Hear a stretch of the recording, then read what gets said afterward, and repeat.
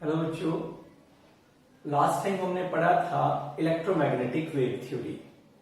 इस थ्योरी के अकॉर्डिंगली जो रेडिएशंस होती हैं उनका अपना वेव कैरेक्टर होता है। इसलिए जो इलेक्ट्रोमैग्नेटिक वेव थ्योरी है वो लाइट की कुछ प्रॉपर्टीज जैसे इंटरफियरेंस एंड डिफ्रैक्शन, इस टाइप की प्रॉपर्टी को वो एक्सप्लेन कर पाती है। बट कुछ जो दूसरी प्रॉपर्टीज हैं जैसे ब्लैक बॉडी रेडिएशन है, ब्लैक बॉडी रेडिएशन और फोटो इलेक्ट्रिक इफेक्ट है, फोटो इलेक्ट्रिक इफेक्ट, इनको ये एक्सप्लेन नहीं कर पाती है। आइए पहले ये समझते हैं कि ये ब्लैक बॉडी और ब्लैक बॉडी रेडिएशन होती क्या है। ब्लैक बॉडी क्या होती है? कोई भी ऐसी बॉडी जो ऑल टाइप की फ्रीक्वेंसीज को, रेडिएशंस ऑफ ऑल फ्रीक्वेंसीज को एब्सॉर्ब कर लेती है, that is called as a black body. और जो रेडिएशंस इमिट होती है इस बॉडी के द्वारा, that is called as the black body radiation. It was observe that कि जब किसी एक ऐसी बॉडी को जिसका मेल्टिंग पॉइंट हाई होता है, जब उसको हीट किया जाता है तो उसका कलर पहले रेड होता है, फिर वो येलो में चेंज हो जाता है, फिर वो व्हाइट होता है and then finally it becomes to be blue. तब ये ब्लू हो जाता है। एक्चुअल में जो एनर्जी होती है रेडिएशन की, that is directly related to the intensity and so that directly related to the square of the amplitude, but not depend upon the frequency और वेवलेंथ ऑफ द रेडिएशंस। इन पर डिपेंड नहीं करती है। लेकिन वेव थ्योरी के अकॉर्डिंगली कलर सेम होना चाहिए, क्योंकि वो फ्रीक्वेंसी और फ्रीक्वेंसी या वेवलेंथ पर डिपेंड नहीं कर रही है, तो कलर सेम होना चाहिए। परंतु हम क्या देखते हैं, ये तो कलर रेडिएशंस का चेंज होता जा रहा है, जबकि कलर सेम होना चाहिए था, क्योंकि रेड की फ्रीक्वेंसी सबसे कम होती है। यानी जब ये इस पहली बार जो रेडिएशंस निकलेंगी उसका कलर भी रेड होना चाहिए था और फाइनली भी रेड होना चाहिए था। लेकिन धीरे धीरे क्या हो रहा है कि कलर रेड से ब्लू कन्वर्ट हो रहा है। इसका मतलब फ्रीक्वेंसी चेंज हो रही है, जबकि एनर्जी तो फ्रीक्वेंसी पर डिपेंड नहीं करती है। तो इसलिए इलेक्ट्रोमैग्नेटिक वेव थ्योरी इस कंसेप्ट को एक्सप्लेन नहीं कर पाई। अब दूसरा जो कंसेप्ट था, that is photo electric effect. Photo electric effect, ये फोटो इलेक्ट्रिक इफेक्ट क्या होता है? Whenever the radiations of a certain minimum frequency falls on the metal surface, then electrons are ejected out. This is called as the photoelectric effect. यानी जब एक minimum suitable frequency की radiations metal surface पे fall करती है तो electrons eject out होते हैं मेटल सरफेस से। इसको हम फोटो इलेक्ट्रॉन्स कहते हैं, इसको फोटो इलेक्ट्रिक इफेक्ट कहते हैं। ये जो इलेक्ट्रॉन्स इजेक्ट आउट होते हैं इनको हम फोटो इलेक्ट्रॉन्स कहते हैं, फोटो इलेक्ट्रॉन्स। और ये जो मिनिमम फ्रीक्वेंसी है that is required to eject the electron, the minimum frequency of ejected, minimum frequency of incident radiation is called threshold frequency, is called threshold frequency। और इस frequency को new not से represent करते हैं। अब ये जो फोटो इलेक्ट्रॉन्स हैं, फोटो इलेक्ट्रॉन्स की जो काइनेटिक एनर्जी है, यानी जो वेलोसिटी है, पहले हम वेलोसिटी की बात करें। फोटो इलेक्ट्रॉन की जो वेलोसिटी है that is directly related to the frequency of the incident radiation. अब जो वेलोसिटी है v, हमें पता है kinetic energy is equal to half mv square होता है। इसलिए क्योंकि v किस पर डिपेंड कर रही है, frequency of the incident radiation पर, इसलिए kinetic energy of the ejected electron also depend upon the frequency. Second, जो इंटेंसिटी होती है, नंबर ऑफ फोटो इलेक्ट्रॉन्स की यदि हम बात करें, फोटो इलेक्ट्रॉन्स यानी number of photo electrons directly depend upon the intensity of the radiations used. ये जो रेडिएशन हम इस पर फॉल करा रहे हैं उसकी इंटेंसिटी पर डिपेंड करते हैं कि कितने फोटो इलेक्ट्रॉन्स इजेक्ट आउट होंगे। ये जो दो कंसेप्ट है, यानी वेलोसिटी का फ्रीक्वेंसी पर डिपेंड करना ऑफ द इंसिडेंट रेडिएशन पर। वेलोसिटी मींस क्योंकि v काइनेटिक एनर्जी से रिलेटेड है तो इसलिए जो एनर्जी होगी, kinetic energy of the ejected electron, वो किस पर डिपेंड करेगी, frequency of the incident radiation पर डिपेंड करेगी। और जो नंबर ऑफ फोटो इलेक्ट्रॉन्स होंगे वो किस पर डिपेंड करेंगे, intensity of the incident radiation पर डिपेंड करेंगे। अब जो एनर्जी इस इलेक्ट्रॉन की होगी उसके बारे में बात करेंगे।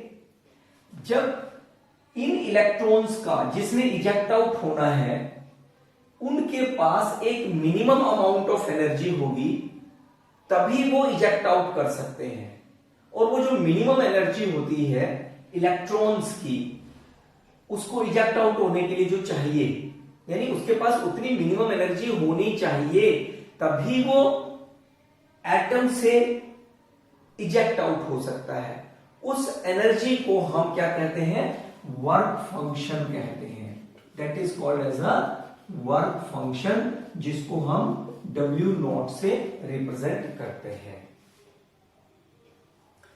अब ये जो कंसेप्ट था, this concept was not explained by the electromagnetic wave theory, क्योंकि ये जो दोनों कंसेप्ट है, ब्लैक बॉडी रेडिएशन और फोटो इलेक्ट्रिक इफेक्ट, ये दोनों जनरली डिपेंड करते हैं जब रेडिएशंस का अपना पार्टिकल करेक्टर होता है। लेकिन इलेक्ट्रोमैग्नेटिक वेव थ्योरी तो कहती है कि जो रेडिएशंस है उनका वेव करेक्टर होता है। इसलिए ये जो दोनों कंसेप्ट थे, ये दोनों कंसेप्ट एक्सप्लेन नहीं कर पाई इलेक्ट्रोमैग्नेटिक वेव थ्योरी। फिर इनको एक्सप्लेन करने के लिए प्लैंक्स ने एक नई थ्योरी दी, that was called as a Planck's quantum theory. ये थ्योरी क्या है, अब ये देखते हैं। प्लैंक्स क्वांटम थ्योरी क्या है, given by the Planck's. Main points है इस थ्योरी के। पहला जो पॉइंट है कि जो रेडिएंट एनर्जी है that is not emitted continuously और not absorbed continuously but discontinuously in the form of small energy packets. और उन एनर्जी पैकेट्स को क्या कहा गया, क्वांटा कहा गया। लाइट के केस में those energy packets called as a photons. Electromagnetic wave theory ने क्या कहा था कि जो एनर्जी है इमिटेड और एब्सॉर्ब, वो कॉन्टिन्यूसली होती है। बट यहां पर क्या कहा गया कि एनर्जी जो है वो इमिट या एब्सॉर्ब जो होगी वो डिसकॉन्टिन्यूसली होगी।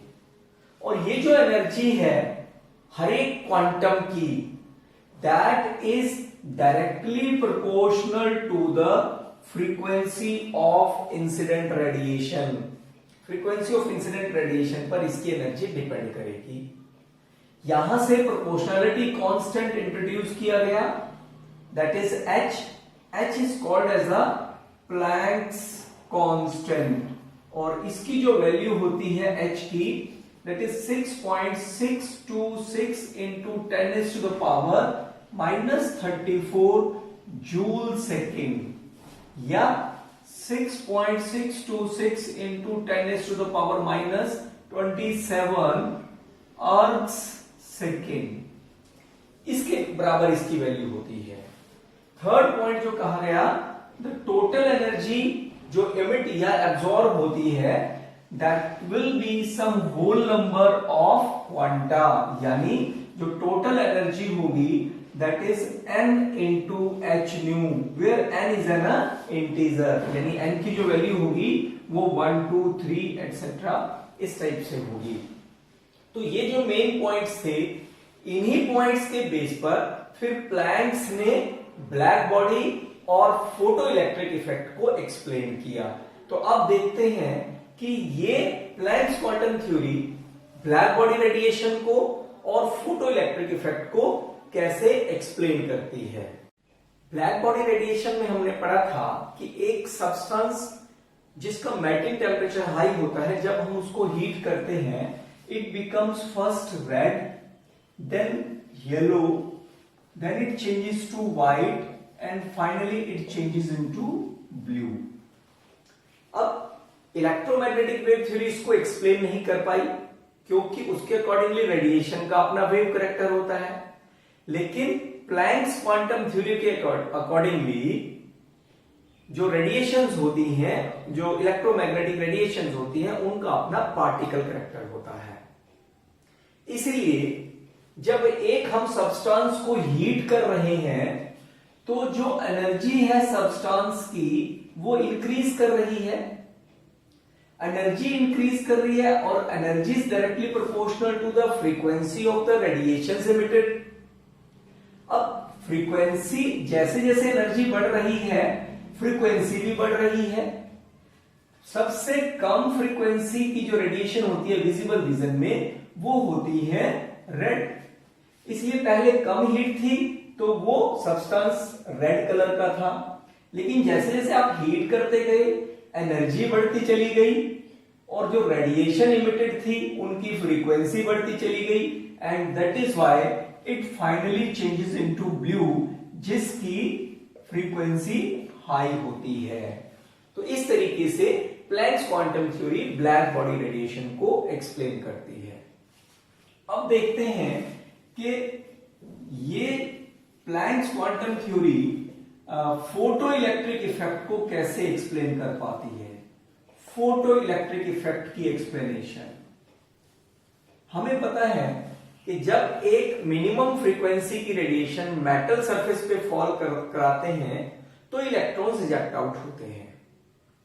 अब जब मिनिमम फ्रीक्वेंसी की रेडिएशंस को अपने मेटल सरफेस पे फॉल कराया है तो जो एनर्जी ऑफ द फोटॉन्स होती है that is transfer to the electron, electron को वो एनर्जी ट्रांसफर हो जाती है।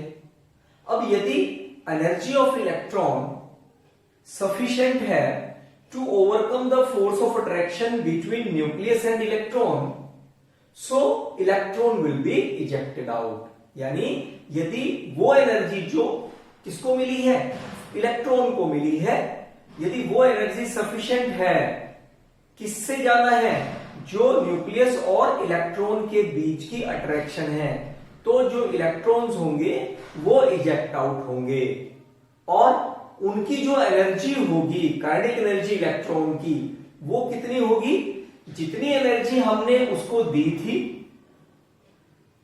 और जितनी एनर्जी मिनिमम एनर्जी जो इलेक्ट्रॉन को चाहिए थी इजेक्ट आउट होने के लिए, यदि वो वहां से हम सब्ट्रैक्ट कर दें तो जो रेस्ट एनर्जी होगी that will be transfer to the electron in the form of its kinetic energy. यानी जो काइनेटिक एनर्जी है इलेक्ट्रॉन की, इजेक्टेड इलेक्ट्रॉन की, वो किसके इक्वल होगी, यदि आप न्यू फ्रीक्वेंसी की रेडिएशन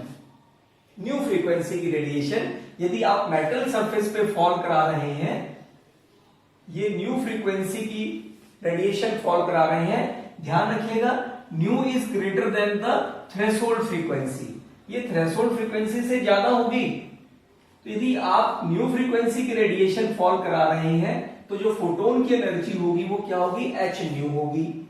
लेकिन उसको इजेक्ट आउट होने के लिए कितनी फ्रीक्वेंसी चाहिए थी, मिनिमम इतनी, यानी जो एनर्जी होगी इलेक्ट्रॉन की, मिनिमम एनर्जी इजेक्ट आउट होने के लिए वो कितनी चाहिए, h nu naught, that is h nu not.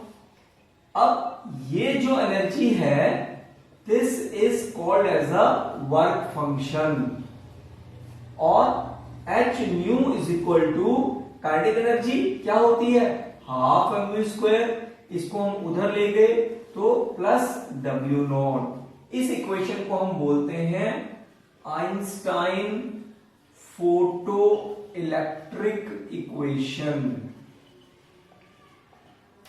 इस तरीके से प्लैंक्स क्वांटम थ्योरी, जिसके अकॉर्डिंगली रेडिएशंस का अपना पार्टिकल करेक्टर होता है, वो ब्लैक बॉडी और फोटो इलेक्ट्रिक इफेक्ट जैसी प्रॉपर्टीज को एक्सप्लेन कर पाती है।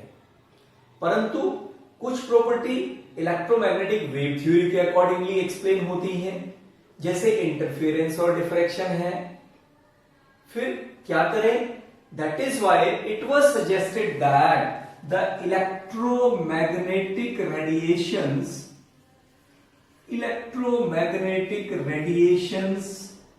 हैव ड्यूअल करेक्टर, मतलब उनका अपना पार्टिकल नेचर भी होती है और उनका अपना वेव करेक्टर भी होता है। आइए अब देखेंगे इस इक्वेशन पर बेस्ड कुछ न्यूमेरिकल्स। स्टेटमेंट है, calculate the energy of A mole of photon of radiation whose frequency is this one। यानी आपको फ्रीक्वेंसी दी हुई है 5 into 10⁻14 हर्ट्ज। अब हर्ट्ज क्या होता है, साइकिल्स पर सेकेंड होते हैं, या सिंपली इसको हम लिखते हैं पर सेकेंड। ये इसकी फ्रीक्वेंसी है। हमें पता है एनर्जी ऑफ ए फोटोन होती है एच न्यू। एच क्या है, प्लैंक्स कांस्टेंट, जिसकी वैल्यू होती है 6.626 into 10⁻⁻34 जूल सेकेंड। और न्यू फ्रीक्वेंसी हमें दे रखी है 5 into 10⁻14 पर सेकेंड। तो यहां से जब हम मल्टीप्लाई करते हैं तो ये वैल्यू आ जाएगी 6.626 into 5 into 10⁻⁻20 जूल। ये एनर्जी आ गई एक फोटोन की। लेकिन हमें क्या चाहिए, 1 मोल ऑफ फोटोन की एनर्जी चाहिए। और जो टोटल एनर्जी होगी, टोटल एनर्जी यानी 1 मोल ऑफ फोटोन की, वो कैसे आएगी, एक मोल में कितने फोटोन्स होंगे, एवोगैड्रो नंबर। तो हम इसको क्या करेंगे, एवोगैड्रो नंबर से मल्टीप्लाई कर देंगे into 5 into 10⁻⁻20 joule into 6.022 into 10⁻23। इससे जब हम मल्टीप्लाई करेंगे तो ये वैल्यू आ जाएगी 6.626 into 5 into 6.022 into 10⁻3। और ये वैल्यू आएगी जब इसको हम मल्टीप्लाई करेंगे तो 19.951 into 10⁻4, लगभग ये के आसपास इसकी वैल्यू आ जाएगी। और ये टोटल एनर्जी होगी जूल्स में। न्यूमेरिकल है, 100 watt bulb emits monochromatic light of wavelength 400 nanometre. इसमें हमें वेवलेंथ दी हुई है 400 नैनोमीटर। अब जब वेवलेंथ दी हुई है और साथ में हमने कैलकुलेट क्या करना है, number of photo electrons emitted पर सेकंड बाय द बल्ब, यानी एक सेकंड में कितने फोटो इलेक्ट्रॉन्स इमिट हो रहे हैं। तो उसके लिए सबसे पहले क्या करें, बिल्कुल उसी तरीके से एनर्जी ऑफ 1 फोटोन कैलकुलेट कर लेते हैं। और ये होती है एच न्यू। और न्यू आपको नहीं पता लेकिन लैम्डा पता है, तो इसको आपने चेंज कर लिया। एच की वैल्यू आपको पता है 6.626 into 10⁻⁻34 जूल सेकेंड। सी होता है velocity of light 3 into 10⁸ metre per second. और आपको वेवलेंथ दी हुई है नैनोमीटर में, लेकिन यहां ये है मीटर में, तो इसलिए आप नैनोमीटर के क्या करेंगे, सबसे पहले मीटर बनाएंगे इंटू 10⁻⁻9 करके। तो नीचे वैल्यू आ गई 10⁻⁻9 मीटर। जब इसको हम कैलकुलेट करते हैं तो ये वैल्यू आएगी 6.626 इंटू 3 डिवाइडेड बाई 400 इंटू ये 17 हो गया 10⁻⁻17 रह जाएगा जूल। ये एनर्जी आ गई हमारे पास, एनर्जी ऑफ वन फोटोन। और जब इसको कैलकुलेट करेंगे ये हो गया